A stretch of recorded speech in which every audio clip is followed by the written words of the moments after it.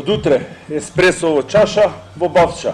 Од утре е дозволено и ова ќе биде нормално за сите граѓани во Скопје и во Македонија. Кафулињата, рестораните и кафеаните забрзано се подготвуваат пред утрешното реотварање. Терасите и бавчите се чистат, се редат масите на безбедна оддалеченост, а некаде се поставуваат и паравани, се дезинфицираат столчињата и инвентарот. Нарачките за пијалаци, овош и зеленчук и месо се испратени, за да се дополнат шанковите и фрижидерите. Вака денеска изгледаше кејот крај Вардар, каде утре по речиси 2,5 месеци пауза ќе седнат првите гости. И во Дебармаало течеа последните подготовки, се отвараа терасите и се редеше инвентарот.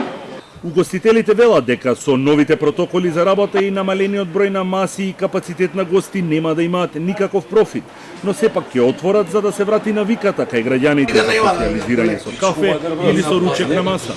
Значи по протокол све е направено кој што треба, социјална дистанца меѓу маси гледате дека све е средено, све има, ќе се работи само по протокол на отворени тераси. Се уште чекаме, значи со автоматското укинување на полицискиот час, некое логично размислување дека треба да биде и полно работното време. Први не затворија, последни не отвараат. Од финансиски аспект мислам дека ние само ќе пробаме да отвориме, па ќе видиме што ќе каже понатаму ситуацијата. Социјалниот момент ќе биде многу битен, луѓето прво да се вратат во локалите. Протоколите за работа се следни. На една маса може да има најмногу до 4 лица.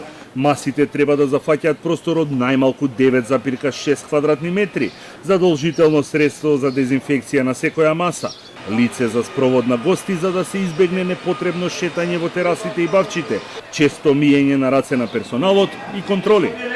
За собствениците на кафулињата важи истиот протокол како и за рестораните и кафеаните, без разлика што нема да послужуваат храна. Дел од угостителите се незадоволни од работното време и сметаат дека со укинувањето на полицискиот час тие треба да работат до полноќ, односно до 1 часот наутро. Владата пак со преодно решение и 2 часа плюс за работа, до 20 часот. Нема некои измени значителни во протоколите од тие што се доставени до стопанските комори. До 20 часот. А максимум колку лица може да седат? 4 лица на една маса. Не мора да биде. Не мора да биде на маса. На угостителите им беше наложено да престанат со работа на 15 март. Најдолго беа на ударот на рестриктивните мерки и претрпеа сериозни финансиски загуби. Првиот човек на МВР, Наке Чулев, најави дека во периодот кој следува ќе има засилени контроли во угостителските објекти, кои ќе бидат во содејство со повеќе инспекторати. Со укинувањето на полицискиот час, од ЈСП соопштија дека се враќа нормалниот возен ред, а за пензионерите бесплатните возења стартуваат од задутре.